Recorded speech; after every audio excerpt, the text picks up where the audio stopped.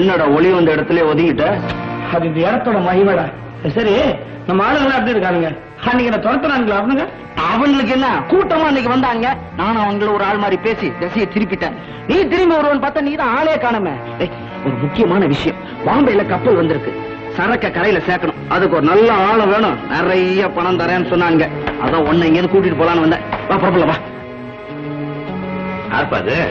டேய், இவர்தான் என்னுடைய ஃபாதர். அப்பா, நான் சொல்லல, என் ஃப்ரெண்ட் சாமியல் இவன் தான்.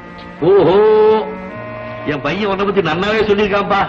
அவன மாதிரியாவ நீ கத்தி கப்பலா எடுக்க மாட்டியா, பம்பு சண்டைக்கே போக மாட்டியா? உண்மைதானே?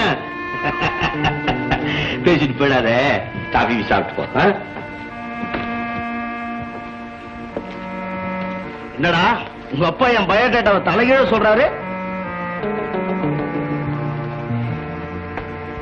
சாமியல், நான் என்னுடைய இறந்த கால வாழ்க்கைக்கு முழுக்க போட்டேன்டா. இனிமே இங்க இவருடைய மகனா இருக்கத்தான் நான் ஆசைப்படுறேன். இவருக்கு மகனாவா? என்னடா சொல்ற நீ? ஆமாப்பா, அவரோட மகன் வரது போன வருஷம் பரீட்சைக்கு போனப்போ பீச் ரோட்ல ஜீப் மோதி ஸ்பாட்லயே செத்துட்டான். அந்த பாவியை ஜீப்பை நிறுத்தாம போயிட்டான். அவன் யாருன்னு இதுவரைக்கும் கண்டுபிடிக்க முடியல. ஆனா ஆனந்த் பாக்கிறதுக்கு வரது மாதிரியே இருக்கிறதுனால இவன் மூலமா இந்த குடும்பத்துக்கு ஏதோ கொஞ்சம் நிம்மதி கிடைச்சுக்கிட்டு இருக்கு. ஆனா நரசிம்மாச்சாரி அந்த பாவியை எப்படியாவது கண்டுபிடிச்சு பழி வாங்கணும்னு துடிச்சுக்கிட்டு இருக்கார். ஏன் சார், ஆக்சிடென்ட் பண்ண ஆளை யாரும் பார்க்கலையா? ஜீப் நம்பர் கூட தெரியல. நம்பர் பிளேட்டே கிடையாதுப்பா. கண் மூடி கண் திறக்கத்துக்குள்ள வண்டி பறந்துருச்சு. ஆனா பார்த்தவங்க எல்லாம் சொன்னது ஒரே ஒரு தடயம் தான். ஜீப்ல பக்கத்துல உட்கார்ந்து இருந்தவன் ஸ்கார்ஃப் கட்டிக்கிட்டு இருந்தாங்க. அது எப்படி சார் தடயம் சொல்ல முடியும்? ஸ்கார்ஃப் கட்டணும் பூரா கொலகாரனா? அப்படி இல்லப்பா, அந்த பர்டிகுலர் ஸ்கார்ஃப்ல நீல நிற சிலுவக்குறி இருந்துச்சான்.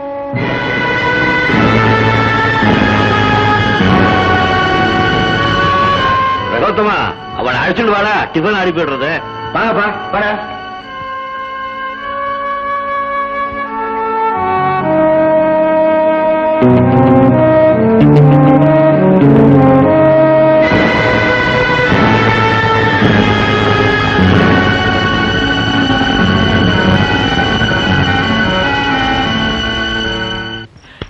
என்னடா சொல்ற? அவங்க பையனை ஜீப்ல அடிச்சு கொன்னதே நீதான். அது உனக்கே தெரியும். போன வருஷம் ஏப்ரல் மாதம் போலீஸ் நம்மள ஒரு ஸ்மக்லிங்ல சந்தேகப்பட்டு துரத்துறப்ப தப்பிச்சுக்கிட்டு பீச் ரோட்ல ஜீப்ல போனமே, அப்ப நீ போதையில இருந்த. அன்னைக்கு நடந்த விபத்து தான் இது. ஏன்டா நீ என்கிட்ட அப்பவே சொல்லல? சொல்லி இருந்தா என்ன செஞ்சிருக்க முடியும்? அடிப்பட்டதுக்கு கையோ வேலை போயிருக்கும் நினைச்சோம். உயிரே போயிருக்குன்னு யாருக்கு நான் தெரியும்? அப்படியே அந்த கூட்டத்துல உன்னை இறக்கிருந்தா சும்மா விட்டுருப்பாங்களா? ஏற்கனவே நம்ம வாண்டட் லிஸ்ட். உன் கூட இருந்த என்னுடைய ஸ்கார்ஃப்ல இருக்கிற சில்வக்குறியில தான் உண்மையா அடங்கி இருக்கு.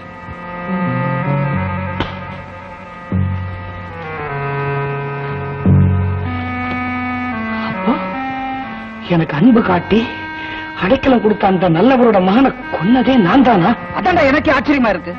எவன் அவர் மகனை கொண்டானோ அவனே அவருக்கு மகன் வந்திருக்கியடா. அவர் இருக்கிற வெளியில நீதான் கொலகாரன் தெரிஞ்சதுன்னு அவனை சும்மா விட மாட்டார். அதுக்குள்ள நம்ம இங்கிருந்து போயிடலாம். நான் வர முடியாதுடா, நான் கொலகாரன்டா. எனக்கு கிடைக்க போற தண்டனை அந்த நல்லவருக்கு ஏழை கிடைக்கட்டும். அவர் மகனை கொன்னது நான் தான் அவர்கிட்ட நான் சொல்லத்தான் போறேன். நான் அவருக்கு செஞ்சு கொடுத்த சத்தியத்தை நிறைவேற்றிய தீரண்டா.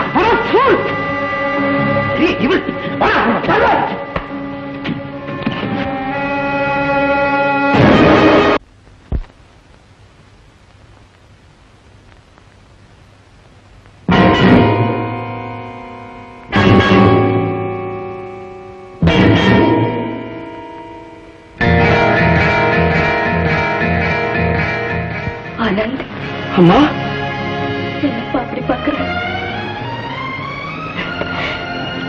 ஒரு வாயில்லா ஜீவன் பசுமாட்டு கூட மந்தையில மேல நூற்றுக்கணக்கான மாடு கண்ணுல தன் குட்டி அப்படின்னு தெரியும்பா. ஒரு தாய்க்கு தன் சொந்த பிள்ளைக்கும் அசல் வீட்டு பிள்ளைக்கும் வித்தியாசம் தெரியாமல போயிடும். என்னைக்கு அவர் ஜெயந்தியை உனக்கு கல்யாணம் பண்ணி கொடுக்க மாட்டேன்னுட்டாரோ அன்னைக்கு நான் சந்தேகப்பட்டேன். நீ என் வரது குட்டியா இருக்க முடியாதுன்னு.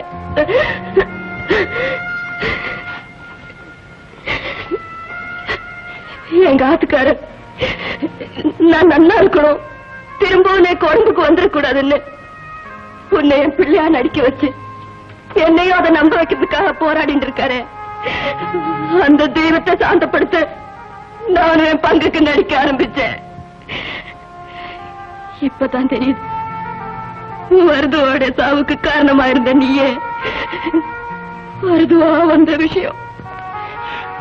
அம்மா, நான் இன்னைக்கு குடி போதையில ஏதோ அவன் சாகணும்னு தலையில எழுதியிருக்கிறப்போ நீ இல்லன்னா எவனோ எப்படியோ கொண்டு இருக்க போறா. இனிமே எனக்கு அதிர்ச்சி ஏற்படாதுப்பா.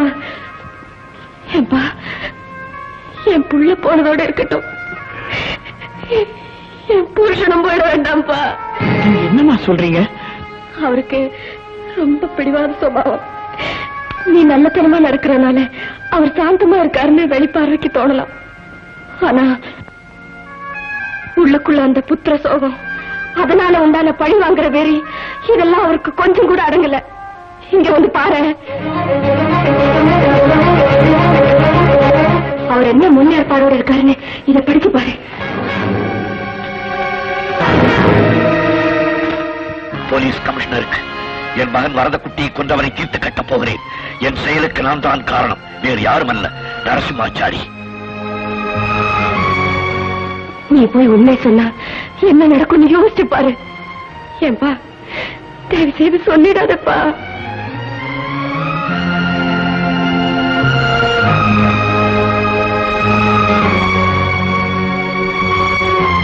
அம்மா, இனிமே எது சொன்னாலும் உங்களுக்கு அதிர்ச்சி ஏற்படாதுன்னு நீங்களே சொல்லிட்டீங்க. உங்களுக்காக சிகரெட் பிடிக்கிறத நான் நிறுத்திக்கிட்டேன், உங்களுக்கு பிடிக்கலன்னு குடிக்கிறதையும் நான் நிறுத்திக்கிட்டேன். ஆனா இப்போ உங்களுக்காக உண்மையை மறைக்க சொல்றீங்களே, அது என்னால முடியாதுமா. அம்மா, உங்க புள்ள வலது குட்டி மாதிரி நானும் இப்ப பரீட்சைக்கு தான் போயிட்டு இருக்கேன். ஆனா இதுல பெரியவர் தான் எக்ஸாமினர். எக்ஸாமினர் ஸ்ட்ரிக்டா இருக்காருங்கிறதுக்காக பரீட்சை எழுதாம விட்டுற முடியுமா? இதுக்கெல்லாம் காரணம் நீங்க தான்மா. ஏன்னா நீங்க எனக்கு போட்ட சோறுல கொஞ்சம் உப்பு அதிகமாவே இல்ல போட்டீங்க. ஆனந்த்,